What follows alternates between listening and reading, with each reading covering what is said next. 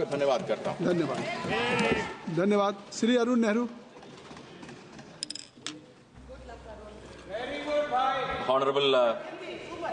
Honorable Speaker, sir, thank you for this wonderful opportunity to speak on the supplementary demands for grants. I would like to start with something that's very fundamental to the democracy, sir, which is cooperative federalism. That is the foundation in which this democracy is being run. The democracy is being executed as we speak today. So, sir, with cooperative federalism, there's this revenue and burden that has to be shared equally between the center and the states, sir. Today, according to the mechanism, the structure that is there already, 60% of the expenditure, sir, of a common citizenry is being borne by the states, sir, and the local bodies. Whereas by law, they are only able to collect 40% or less, sir. So, the balance has to be taken via debt or other bonds that is available there, sir. There's nothing wrong in taking a debt or a bond, sir. But what happens is, in the last 12 years, there's so much power that is being centered or taken to the union government. And for every reason, you have to have the approval of the union government for the urban local bodies and the local bodies to function, sir. Now, what this establishes is it weakens the cooperative federalism that is needed for proper running of this country, sir. And it establishes a more master-slave relationship, which in a democracy is bound to fail. Now, there's also a talk about divisible pool of resources getting reduced, sir, more towards the center and less towards the union, which is currently at 42%, and they want to reduce it to 40%. Again, we iterate that it is going to bound to lead to more failures between the relationship between the state and the center, because it is going against the cooperative federalism, sir. I take this opportunity to also iterate that Tamil Nadu contributes so heavily and it only gets back 29 paise, sir. This is for the record of the House. We are still very proud of the way that we contribute, and we still want to contribute stronger, sir.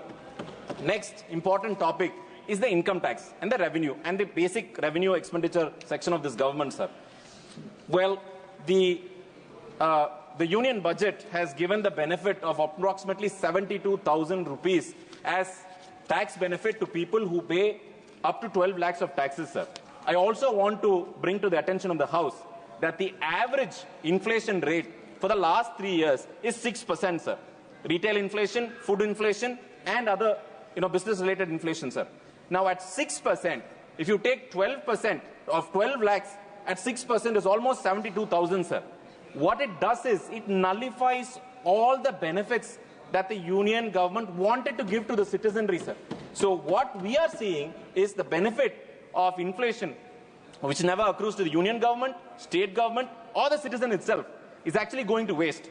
So the request from our opposition is to properly take care of inflation and give the benefit that can actually give to the lead to the reasons for withdrawal of the taxes, sir, which is again the growth of the nation. Now, corporate tax is approximately 22% of the overall collection, sir. And individual tax is at 24%, sir. It's a big shift.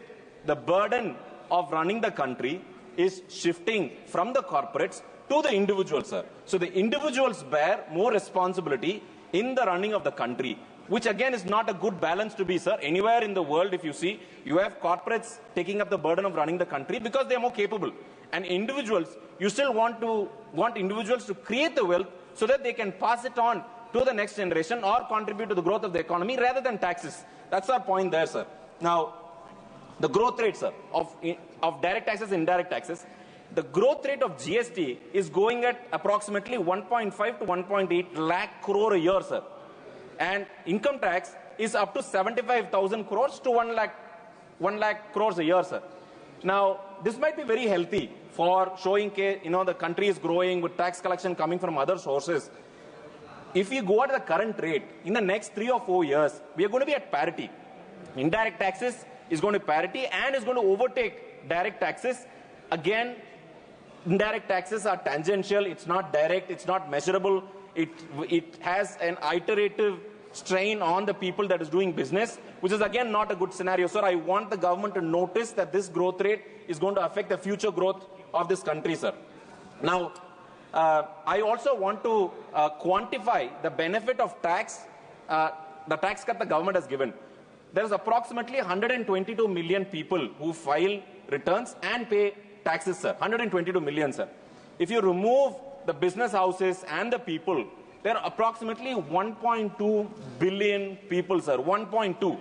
And that 1.2 is not spoken about in excess or in the fair representation it needs across the budget, sir. Of course, there's direct benefit transfer that is being accrued, that's being given to all those people. And I also want to point it out that 1.2 billion people live below 100 rupees a day. 100 rupees, sir. It is really difficult, but that's what we are. End quote, sir. I want to quote it here. And I also want to appreciate Honorable Chief Minister of Tamil Nadu, M.K. Stalin, sir, to start a direct benefits scheme for women, which is called the Magalir Urimai Thittam. And the reason why I'm mentioning here is that, sir, after the scheme was introduced, you had 4 states that followed the scheme, sir. You had Madhya Pradesh, and now Maharashtra, Delhi now, and the other northern state, which actually won the election for the ruling party, sir. Which means that the scheme that is developed and implemented in the south had gotten to the north and being successful. And the reason is it actually enables very, very poor people to come up in life, sir. And the initiative of the southern governments to have social inclusion actually helps. And that's the reason why in the ruling party is actually winning elections in the north, sir. Now, one point of Atmanirbhar, sir. Atmanirbhar is about being self-sufficient. Now, there's a lot of talk and appreciation about UPI. UPI is a very good scheme. It helps a lot of people. Today it's cashless, yes. But I also want this house to know that out of 23 lakh crores of transaction that happens every day in this country under UPI, 20 lakh crores is being cornered by 2 companies, sir. 2 companies. And these 2 companies are American owned, sir. So what I'm basically dying is, any of the member here uses an UPI and the data of when I want to eat a vada pav or when I want to eat a dosa is known to the American companies before NSSO captures even in the data points, sir. So I want the house to open up that our data, the data of this country, is actually being let out freely in the name of UPI, sir. Now, states' rights in this budget. There's something called the Westphalian principle, sir. Many able-minded men has helped me come to this principle. What it does, what it says, is that the best form of governance or the best way to reach resource from point A to point B is through decentralization, sir. And I'll give you an example also. Now, Westphalian principle is highly applicable in countries like Germany and Switzerland, sir. Germany and Switzerland, they're called cantons. The Panchayat Raj that we call here is called cantons there.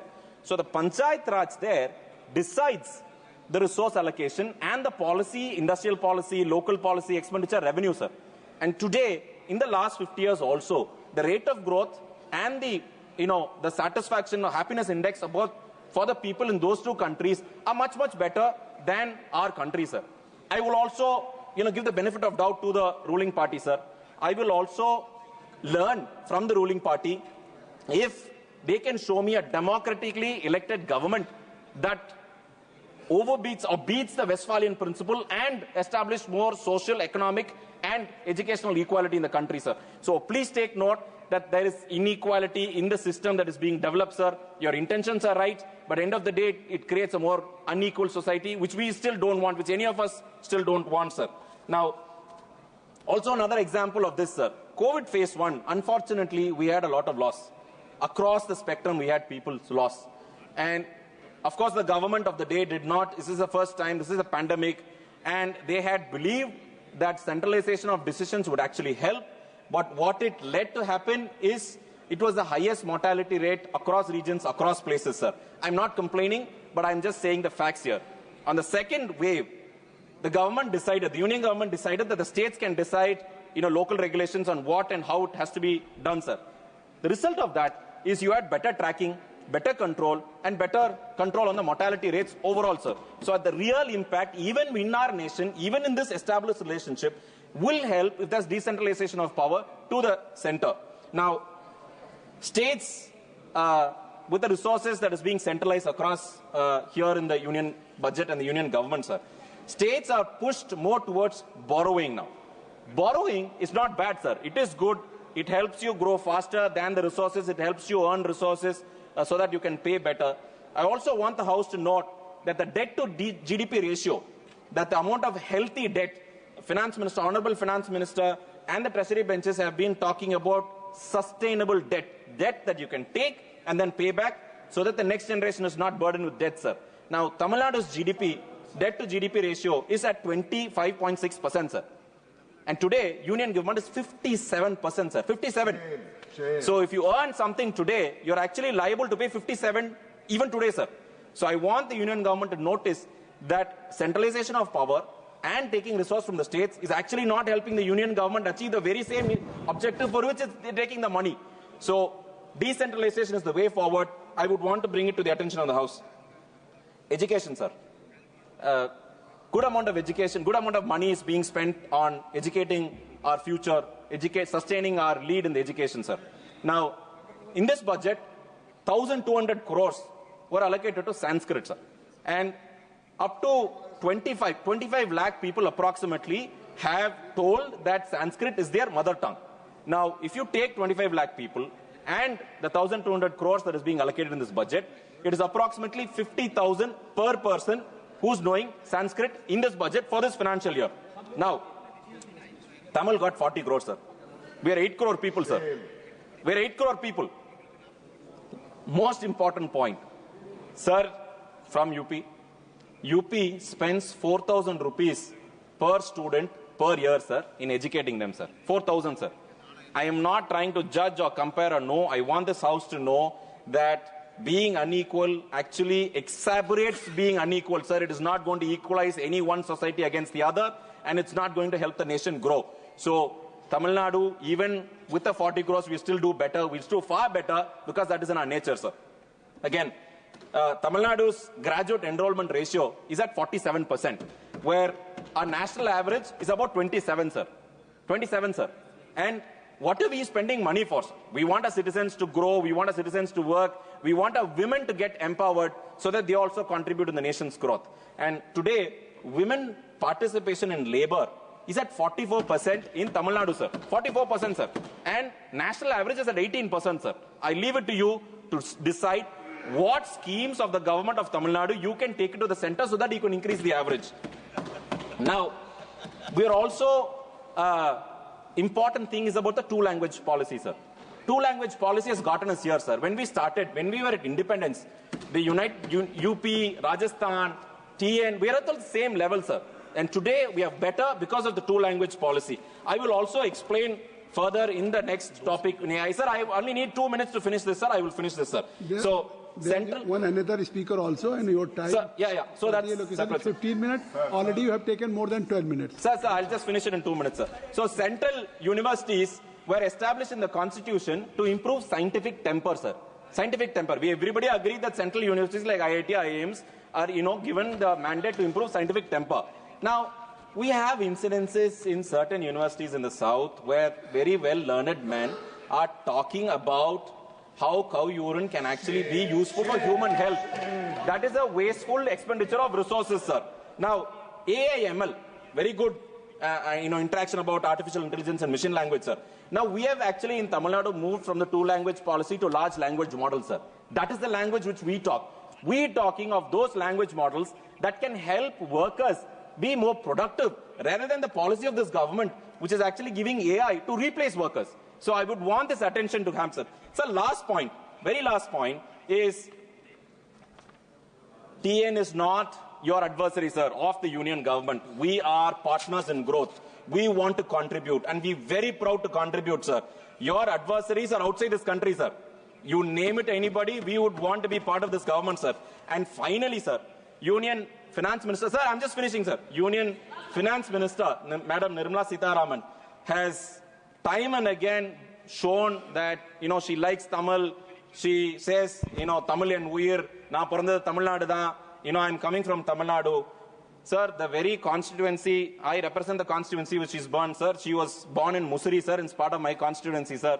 All that I'm asking, Honorable Finance Minister, is to approve the dream of the constituency, which is actually bringing a railway line, sir. A simple railway line to the constituency, which goes and be like Home Minister is developing Ahmedabad, Honorable Prime Minister is developing Varanasi. And I hope that Madam can develop Musri also to bring the railway line. Thank you for the opportunity, sir. And TN is ready to teach the union government the best practices, sir. Thank you so much.